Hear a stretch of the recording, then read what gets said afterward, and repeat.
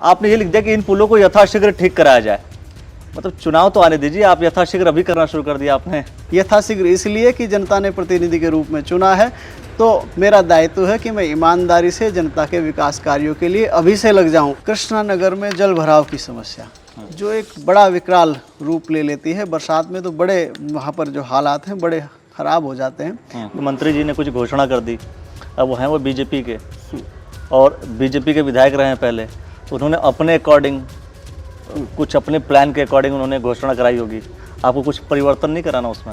हम विपक्ष के लोग हैं, आप पक्ष के लोग हों, पर कहीं भी जन कल्याण में आपको हमारे सहयोग की ज़रूरत पड़ेगी तो निश्चित रूप से हम आपका सहयोग करेंगे। हम लोग जन कल्याण के भाव से आए हैं। बेरोजगारी जो बढ़ती है उसका मुख्य कोई कारण क्या, एक कारण भी आप उसमें आबादी को नहीं मानते?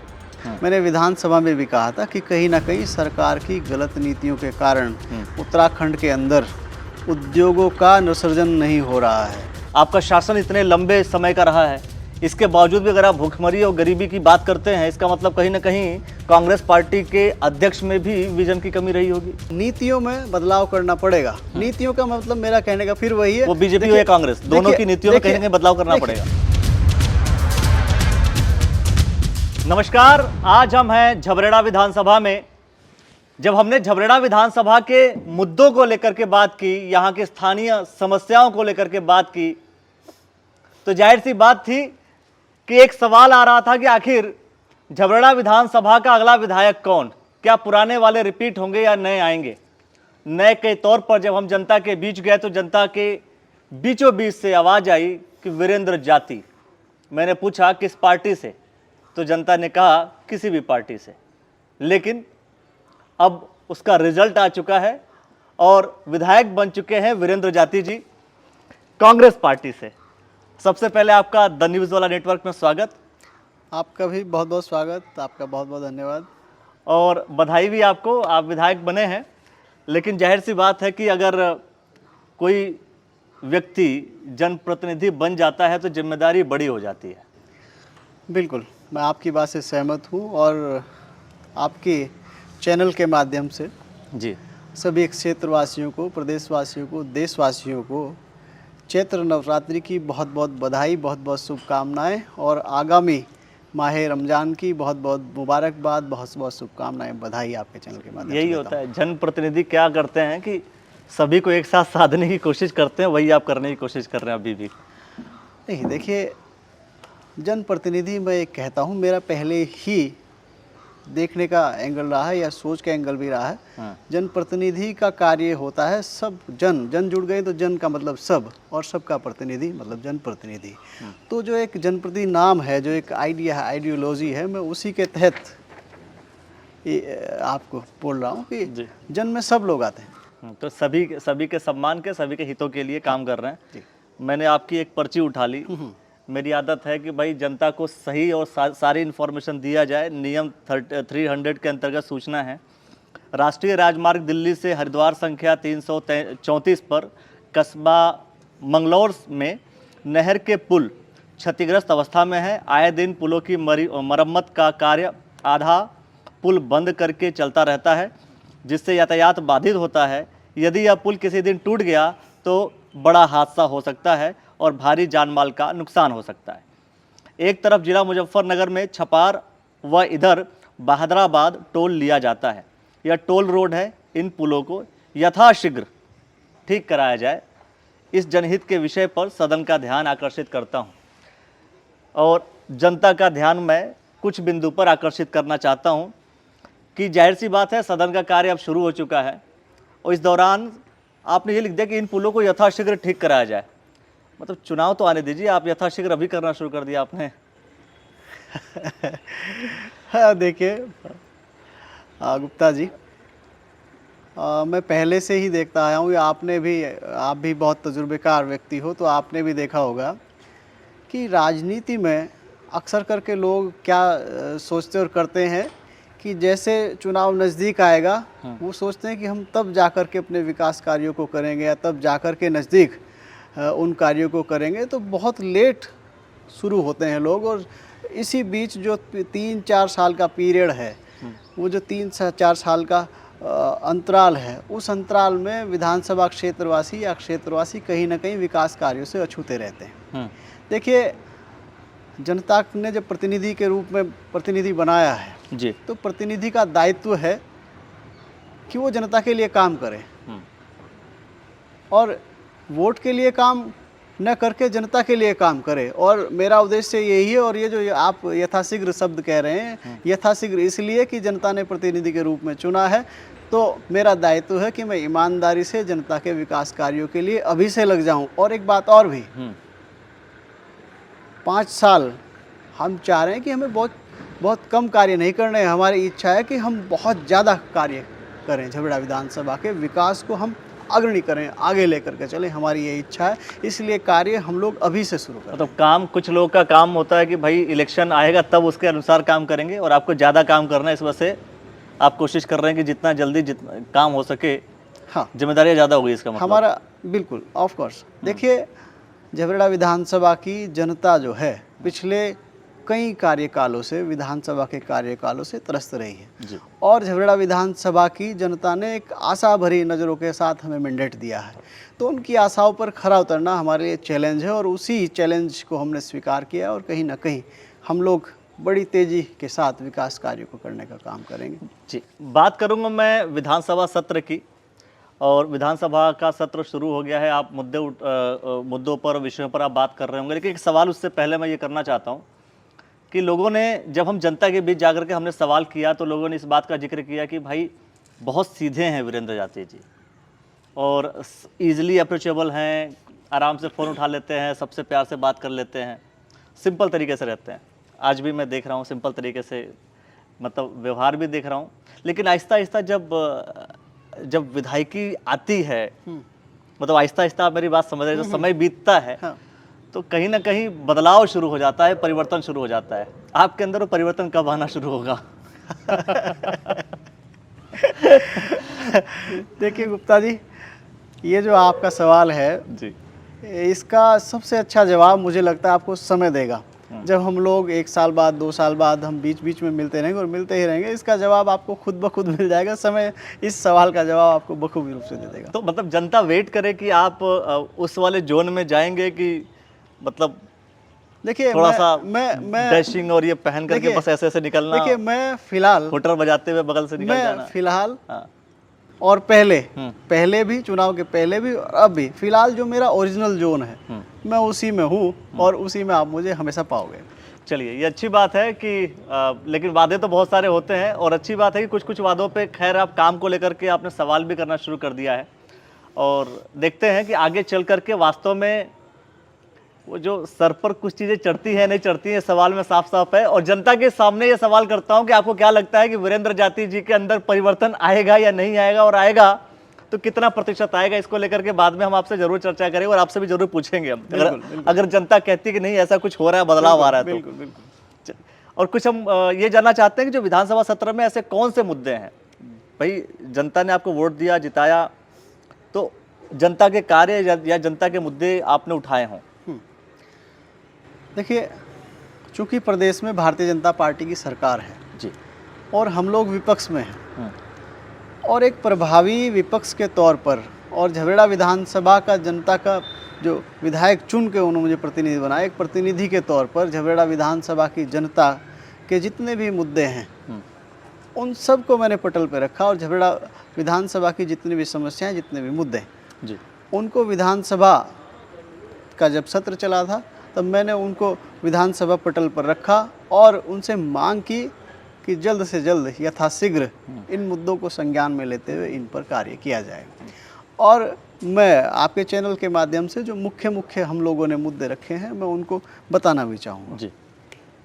देखिए, एक उत्तर प्रदेश बॉर्डर जो सीड की से सड़क आती है, झबरेड़ा मंगलौर जो मार्ग है, ये अत्यंत जर्जर अवस्था में है। और मुझे लगता है आप रुड़की से आए हैं तो आप इसी से होते हुए आए होंगे, आपने भी इसकी हालत देखी होगी। हम लोगों ने विधानसभा में सबसे पहले मंगलौर मार्ग का चौड़ीकरण व निर्माण की मांग की है, ताकि इससे क्षेत्रवासियों को आसानी से रुड़की जाना या फिर सफ़र करने में आसानी हो सके। ये एक मुद्दा हमने रखा है जी। और हम लोगों ने मांग की है कि झबरेड़ा विधानसभा में प्रस्तावित दोनों स्टेडियम कस्बा झबरेड़ा और पनियाला इनके यथाशीघ्र निर्माण की मांग की है, ताकि जो झबरेड़ा विधानसभा क्षेत्र के युवा हैं और कहीं ना कहीं जो अपनी खेल की प्रतिभाएं हैं उनको उबार नहीं पा रहे हैं, यहाँ पर काबिलियत छुपी पड़ी है, झबरेड़ा विधानसभा में काबिलियत छुपी पड़ी है, पर उसको एक सही प्लेटफॉर्म नहीं मिल पा रहा है। और ये माननीय मुख्यमंत्री जी की घोषणा है और 2 बार की घोषणा है। 2019 जनवरी में माननीय मुख्यमंत्री त्रिवेंद्र सिंह रावत जी ने घोषणा की और 2 जनवरी 2022 में हमारे वर्तमान मुख्यमंत्री श्री पुष्कर सिंह धामी जी ने झबरेड़ा में आकर के घोषणा की। तो मैंने इनकी मांग की है कि इनको यथाशीघ्र जो मुख्यमंत्री की घोषणा है इनको पूरा करके झबरेड़ा के युवाओं को आगे बढ़ाने का काम करें। हमारे विधानसभा क्षेत्र में एक और समस्या है जी, कृष्णा नगर में जल भराव की समस्या, जो एक बड़ा विकराल रूप ले लेती है। बरसात में तो बड़े वहाँ पर जो हालात हैं बड़े ख़राब हो जाते हैं। मैं कई बार आपके चैनल ने भी हमें कवर किया है, कई बार वहाँ की मांग को उठाया, उसके समाधान की हमने जल्द से जल्द मांग की है। और झबरेड़ा में प्रस्तावित जो रोडवेज बस अड्डा है उसके यथाशीघ्र निर्माण की हमने मांग की है, ताकि झबरेड़ा विधानसभा में जो रोडवेज बसों का संचालन है वो शुरू हो सके। और विधानसभा में रोडवेज बसों के संचालन के लिए हमने सरकार से आग्रह किया है कि वो जल्द से जल्द झबरेड़ा विधानसभा में बसों का संचालन शुरू कराए। आप अगर देखोगे मंगलौर से लेकर के झबरेड़ा, झबरेड़ा से लेकर के या जितनी भी झबरेड़ा विधानसभा की मुख्य सड़कें हैं इन पर बसों का संचालन ही नहीं है। देखिए, जिसके पास अपने वाहन है वो तो अपने वाहनों से आ सकता है, जा सकता है, पर जो बहुत गरीब लोग हैं जिनके घर में वाहन नहीं है, साधन नहीं है, वो बेचारे पैदल चलने को मजबूर हैं। कहीं ना कहीं ये बहुत ही न्यायोचित मांग है, तो इसकी हमने मांग की है। और झबरेड़ा विधानसभा में बिजली की बड़ी समस्या है।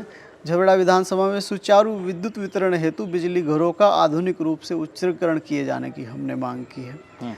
और गन्ना किसानों के बकाया भुगतान जो कि पिछले कई वर्षों से बकाया की स्थिति में, उसको दिए जाने की हमने यथाशीघ्र मांग की है। आप इकबालपुर रेलवे फाटक पर घंटों जाम रहता है, उसको ओवरब्रिज हमने बनाने की विधानसभा में मांग हमने रखी है। और इकबालपुर से खाताखेड़ी कमेलपुर रुड़की मार्ग का चौड़ीकरण और उसका नवीनीकरण किए जाने की हम लोगों ने विधानसभा के पटल पर मांग रखी है। और झबरेड़ा विधानसभा के अंतर्गत सभी अस्पताल जितने भी हैं उनके उच्चीकरण की मांग की है, जिसमें झबरेड़ा PHC को CHC किया जाना भी शामिल है, और ये मुख्यमंत्री जी की घोषणा में भी है। तो कहीं ना कहीं इसको भी यथाशीघ्र किए जाने की मांग की है। और बेरोज़गार जो हमारे साथी हैं उनके लिए हमने मांग की है कि स्थानीय कंपनियों में 70% स्थानीय युवाओं को रोज़गार दिया जाना सुनिश्चित किया जाना चाहिए, सरकार से यह मांग की है। और एक मुख्य पॉइंट जो मैंने प्रदेश भर के लिए कहा है कि प्रदेश भर के कैंसर से ग्रस्त सभी मरीजों का राज्य सरकार द्वारा मुफ्त इलाज किया जाना नित्यांत और अत्यंत आवश्यक यह मुद्दा है। देखिए, बीमारी देख करके नहीं आती है, वो गरीब और अमीर का फ़र्क नहीं करती है। जो बहुत सक्षम लोग हैं कैंसर का इलाज कराने में तो उनकी भी कमर टूट जाती है। और आप महसूस करोगे कि जो गरीब व्यक्ति है जिसके पास खाने को रोटी तक नहीं है, वो इलाज के अभाव में तड़प तड़प कर अपनी जान दे देता है। बड़ा ही अगर आप मन में अगर आप इमेजिन करोगे तो आप पाओगे बड़ा ही हृदय विदारक ये कैंसर का मुद्दा है। तो मैंने मांग की है कि कैंसर से ग्रस्त जितने भी लोग हैं उनको मुफ्त इलाज राज्य सरकार द्वारा। ये सिर्फ अब आपकी मांग जो है कैंसर से पीड़ित लोगों के लिए, ये सिर्फ झबरेड़ा विधानसभा के लोगों के लिए, उत्तराखंड की बात कर रहा हूं? प्रदेश के लिए मैंने लिखा, प्रदेश पूरे उत्तराखंड प्रदेश के लिए राज्य सरकार द्वारा कैंसर से ग्रस्त जितने भी मरीज हैं उनको मुफ्त इलाज किया जाना चाहिए, इसी सरकार से मैंने मांग की है। और झबरेड़ा विधानसभा के अंतर्गत प्रत्येक ग्राम पंचायत में व्यायामशाला खुलवाया जाना सुनिश्चित सरकार द्वारा किया जाना चाहिए। झबरेड़ा विधानसभा में राजकीय तकनीकी महाविद्यालय बनाए जाने की हमने मांग की है। और प्रदेश के सभी बेरोजगारों को यथाशीघ्र रोजगार दिया जाना सुनिश्चित किया जाना चाहिए, ये हमने सरकार से मांग की है। और इसी में प्रदेश के सभी बेरोजगारों को रोजगार मिलने तक बेरोजगारी भत्ता सरकार द्वारा दिया जाना चाहिए, ऐसा सुनिश्चित करने की हमने मांग की है। झबरेड़ा विधानसभा में गरीब बच्चों हेतु आवासीय विद्यालय एक होना चाहिए। बहुत होनहार बच्चे झबरेड़ा में हैं, पर कहीं ना कहीं गरीबी में के कारण पढ़ नहीं पा रहे हैं। उनके लिए एक आवासीय विद्यालय अगर बन जाए तो यहाँ का जो हुनर है वो निखर सकता है, ऐसा मेरा मानना है। ऐसी हमने मांग की है। और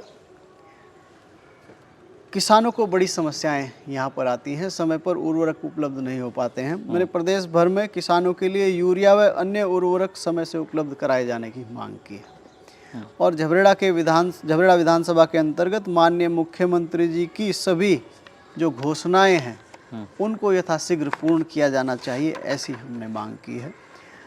और ऐसी आपके पास कोई ऐसी घोषणा, जैसे मान लीजिए मुख्यमंत्री जी ने कुछ घोषणा कर दी, अब वो हैं वो बीजेपी के और बीजेपी के विधायक रहे हैं पहले, तो उन्होंने अपने अकॉर्डिंग कुछ अपने प्लान के अकॉर्डिंग उन्होंने घोषणा कराई होगी, आपको कुछ परिवर्तन नहीं कराना उसमें?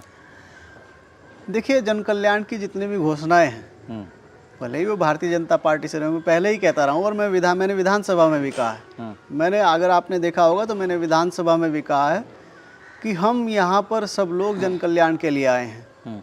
हम विपक्ष के लोग हैं, आप पक्ष के लोग हों, पर कहीं भी जन कल्याण में आपको हमारे सहयोग की ज़रूरत पड़ेगी तो निश्चित रूप से हम आपका सहयोग करेंगे। हम लोग जन कल्याण के भाव से आए हैं। और माननीय मुख्यमंत्री जी ने जितनी भी घोषणाएं की हैं, भाई मुख्यमंत्री जी तो हम सबके मुख्यमंत्री हैं। अब वो प्रदेश में है नहीं, लेकिन विपक्ष में अगर आप हैं तो कहीं ना कहीं मुख्यमंत्री के कुछ कार्यों का विरोध भी तो करेंगे। नहीं, मुख्यमंत्री के, देखिए मैं कहूँगा जो अच्छे कार्य हैं, जो जन कल्याण के कार्य हैं, जन कल्याण के कामों का मैं विरोध, और हमारी पार्टी विरोध नहीं करी जन कल्याण के कार्यों में। पर हाँ, जो कार्य नहीं हो रहे हैं और जो जन कल्याण के कार्य नहीं है फिर भी सरकार उनको करना चाहती है, अनियमितताएं हो रही हैं, अन्य मुद्दे हैं, भ्रष्टाचार के मुद्दे हैं, उन पर हम सरकार को सचेत अवश्य करेंगे। जी, ये अच्छी बात है कि मतलब अगर जनता के हितों के अनुसार कोई काम नहीं हो रहा है तो वहाँ पर विपक्ष की भूमिका निभाएंगे। बिल्कुल बिल्कुल बिल्कुल। लेकिन अगर कोई अच्छा काम हो रहा है तो समर्थन दे देंगे। झबरेड़ा विधानसभा की सभी खराब मोटर मार्गों का डामरीकरण और नवीनीकरण हमने कराने की मांग की है। जी।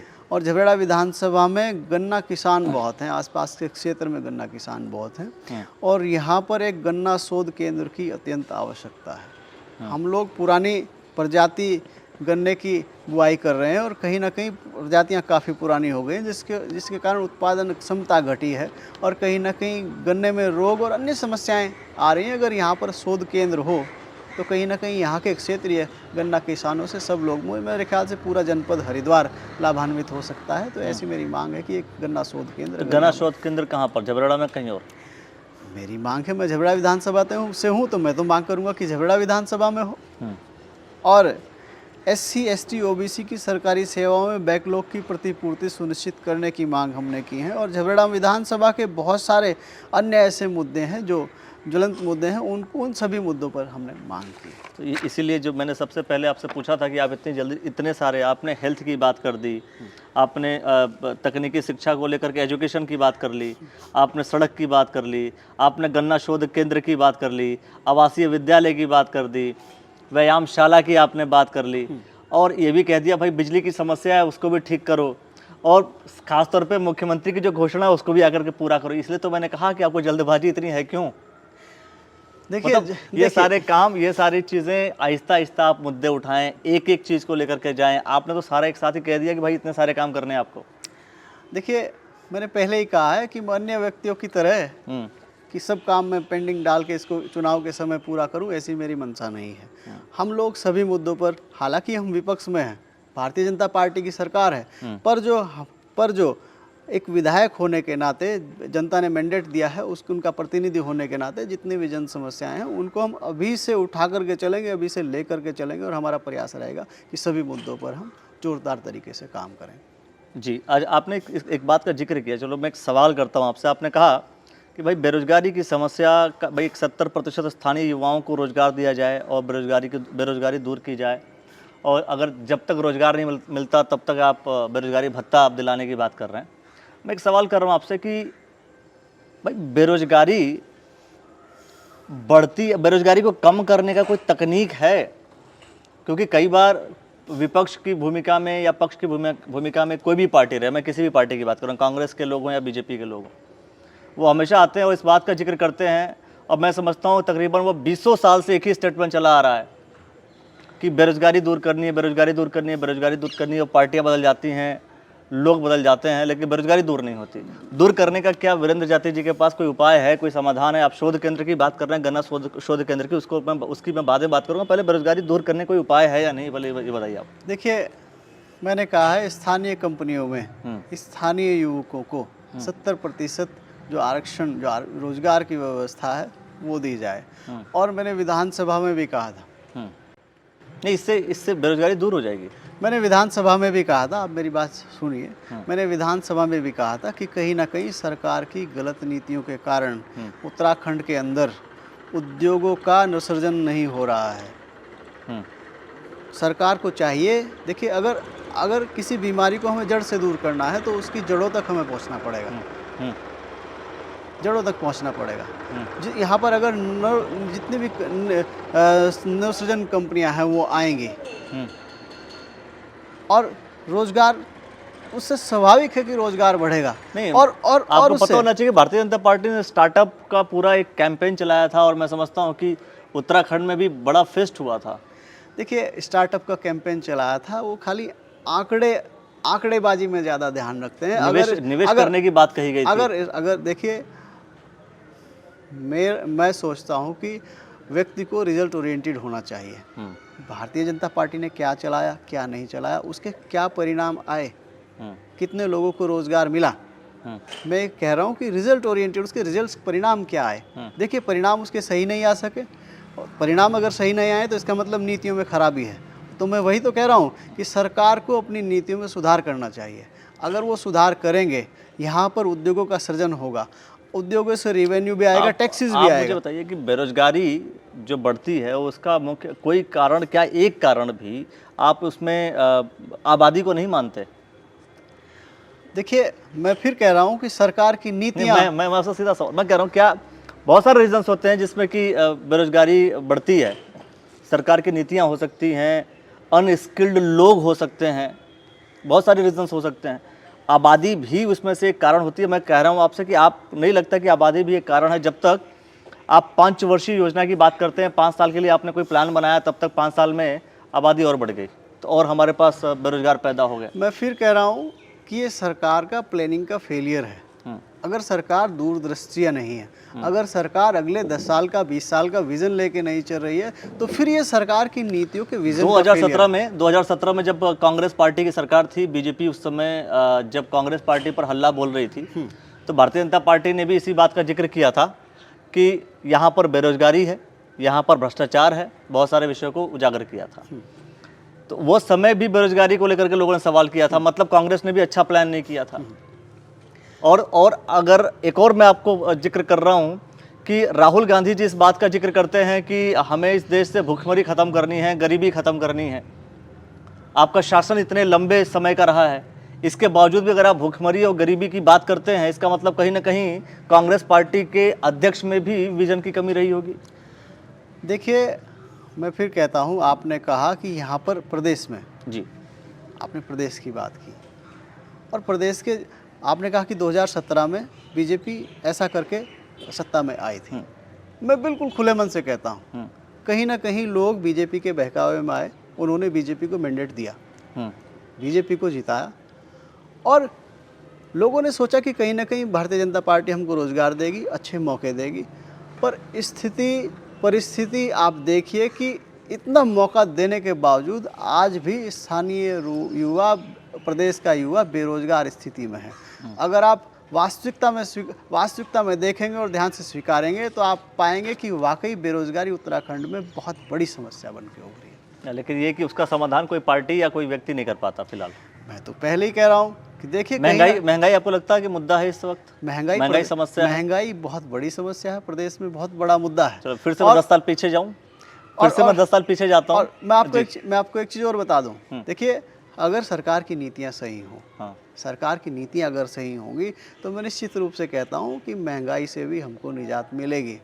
नीतियाँ मतलब ये है कि अगर फिर से वही बात, भारतीय जनता पार्टी ने जब जिक्र करना शुरू किया था, महंगाई बढ़ गई है, वही सिलेंडर सड़कों पर थे, है ना, आलू और अलग अलग सब्जियों की मालाएं पहन करके बाहर थे कि इतना महंगा हो गया, इतना महंगा हो गया, और महंगाई डायन खाया जाता है कि गाना खूब चला। तो उस वक्त कांग्रेस की सरकार थी, मतलब कहीं ना कहीं जनता परेशान थी कांग्रेस की महंगाई से, उन्होंने बीजेपी को वोट दिया। हाँ। फिर से अब कांग्रेस के लोग कह रहे हैं कि भाई महंगाई बढ़ गई है, अब बीजेपी को वोट मत दो, फिर कांग्रेस को वोट दो। फिर बीजेपी कहेगी कि ऐसा है कि अब कांग्रेस ने महंगाई फिर से बढ़ा दी है, अब बीजेपी को वोट दो। मतलब सोल्यूशन किसी के पास नहीं है, और सबके सब एक दूसरे से बस वोट लेने के चक्कर में सारी बातें करते चले जा रहे हैं। देखिए, कांग्रेस का और बीजेपी का आप फर्क देखिए। सोल्यूशन नहीं है ना, हम लोगों के कार्य सोल्यूशन तो नहीं है हम किसी के लोगों पास। सोल्यूशन क्यों नहीं? सोल्यूशन कहाँ है? अगर सोल्यूशन होता तो क्या महंगाई बढ़ती? देखिए, आप 500 रुपये में, 458 रुपये में और 1000 रुपये में फर्क नहीं मानते? तो कांग्रेस जब शुरुआत हुआ कांग्रेस था, के कार्य सर एक समय ऐसा भी था जहां 10 रुपए किलो अनाज मिलते थे, आज 20 रुपए हैं। कांग्रेस के कार्यकाल में आप सिलेंडर की बात कर लीजिए। गैस लास्ट कितना था? गैस सिलेंडर लास्ट कितना था? 478 रुपये, 458 रुपये के आसपास सिलेंडर था। आज के समय में 1000 रुपये के आसपास गैस का सिलेंडर। जब कांग्रेस की सरकार आई थी, जब कांग्रेस की सरकार आई थी तब कितना था पता आपको? कच्चे तेलों नहीं, मैं तब कितना था? कच्चे तेलों के दाम आज के और तब के और अब के कंपैरिजन कर लीजिए। तब कितना था? कितना परसेंट टैक्स लिया जाता था? देखिए, कितना भी परसेंट टैक्स लिया जाता हो, पर मैं आपको वही टैक्स की प्रणाली उतने ही अमाउंट लगातार भारतीय जनता पार्टी भी लेती रही। और अगर आप परसेंटेज देखेंगे तो वही परसेंटेज, अगर मान लीजिए 20 रुपए का सामान है, आपकी सरकार ने जब लिया, कोई सामान की कीमत 20 रुपए है, आपकी सरकार छोड़ के जब जा रही है उस सामान की कीमत 40 रुपए हो गई। इसका मतलब आपने 100% बढ़ाया रेट। आप 20 के 40 मत देखिए, 20 रुपया मत देखिए, 100% देखिए, परसेंटेज देखिए।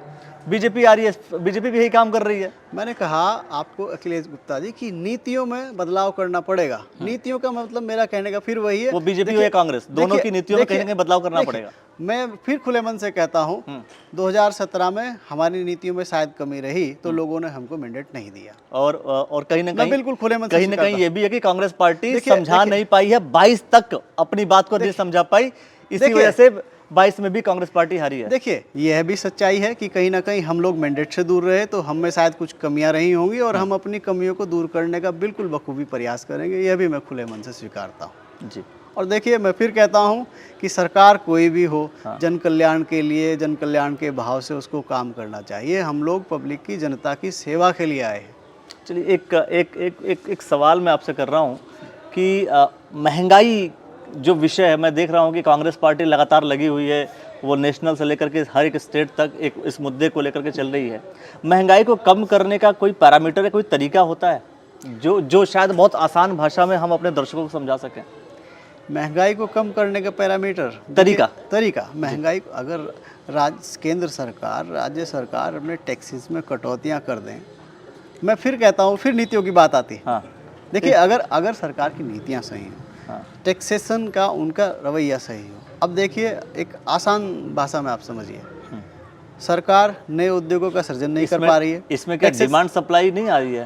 बिल्कुल डिमांड, मैं तो कह रहा हूँ ना। देखिए, अगर सरकार नए उद्योगों का सृजन नहीं कर पा रही है, टैक्सेस रेवेन्यू सरकार के पास नहीं है, तो वो कहीं ना कहीं, सरकार को भी तो सरकार चलाने के लिए पैसा चाहिए, तो वो कहीं ना कहीं डीजल पे बढ़ाएगी, पेट्रोल पे बढ़ाएगी, गैसेस पे बढ़ाएगी, और आम आदमी को सीधा उनकी कमर पर वार करने का काम कर रही है। तो मैं कह रहा हूँ कि सरकार को अपनी औद्योगिक नीति हो या अन्य नीतियाँ हों, उन सब पर एक बार विचार करना चाहिए। देखिए, हमारा कुछ स्टेट ऐसे हैं जो कि केंद्र सरकार से पैसा मांगती हैं कि भाई हमारे क्षेत्र में, हमारे स्टेट में डेवलपमेंट की आवश्यकता है और केंद्र सरकार हमें पैसा दे, और केंद्र सरकार के पास जो पैसा आता है कहीं ना कहीं टैक्स का ही जाता है। तो राज्य सरकारों को ये कह दिया जाए कि भाई तुम केंद्र सरकार से पैसा मत मांगो, और टैक्स को कम कर लिया जाता है। अब देखिए, आप जीएसटी के एक सिंपल से फॉर्म से समझिए जी। आपने आज कुछ, आप ये पेन खरीदने जाओगे, अगर आप इसका बिल लोगे तो CGST और SGST उस पर लिखा आएगा, सेंट्रल का टैक्स जाएगा उस पर GST, और स्टेट का GST जाएगा। तो आपने यहाँ पेन खरीदा, आपने सेंटर को पैसा दिया ना। और राज्य में मैं कह रहा हूँ, GST की प्रतिपूर्ति के लिए उत्तराखंड को 2022 तक केंद्र सरकार पैसा दे रही है, उत्तराखंड। और मैंने तो विधानसभा में यह भी प्रश्न लगाया है, मैं आपको बताऊं कि क्या वित्त मंत्री जी बताने का कष्ट करेंगे कि राज्य में GST की प्रतिपूर्ति हेतु जो केंद्र सरकार आपको 2022 तक पैसा दे रही है, अगर वह पैसा 2022 के बाद नहीं दे रही है तो राज्य के मतलब GST की प्रतिपूर्ति के लिए आपके पास प्लान क्या है? तो कहीं ना कहीं हम लोग सरकार को चेताने का काम कर रहे हैं कि सरकार चेते और अपनी आय और ये सारी जो आय व्यय की नीतियां हैं इसको सही करें। एक विषय कि भाई गन्ना शोध केंद्र, आपको लगता है कि यहाँ पर गन्ना शोध केंद्र के लिए स्पेस है? बिल्कुल है, स्पेस है, बिल्कुल है। मतलब झबरड़ा विधानसभा में अगर सरकार ये कहती है कि हम ठीक है अब गन्ना शोध केंद्र खोलने को तैयार हैं, तो क्या वीरेंद्र जाति जी स्पेस प्रोवाइड कराएंगे?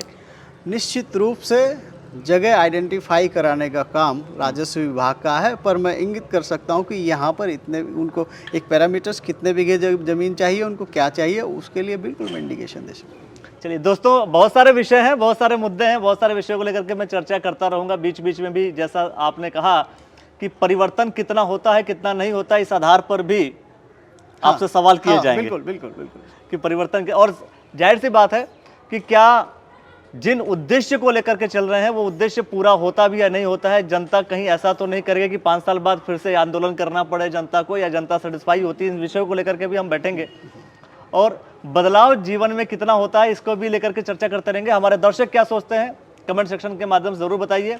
वीरेंद्र जाति जी ने जो बात सदन में उठाई है, जो बात कही है, उसको लेकर के आप क्या सोचते हैं, या अन्य ऐसे कौन सी समस्याएं हैं, मुझे लगता है वो भी हम जनता से ले लेंगे और वो भी हम आपके सामने रख देंगे। बिल्कुल बिल्कुल बिल्कुल स्वागत स्वागत।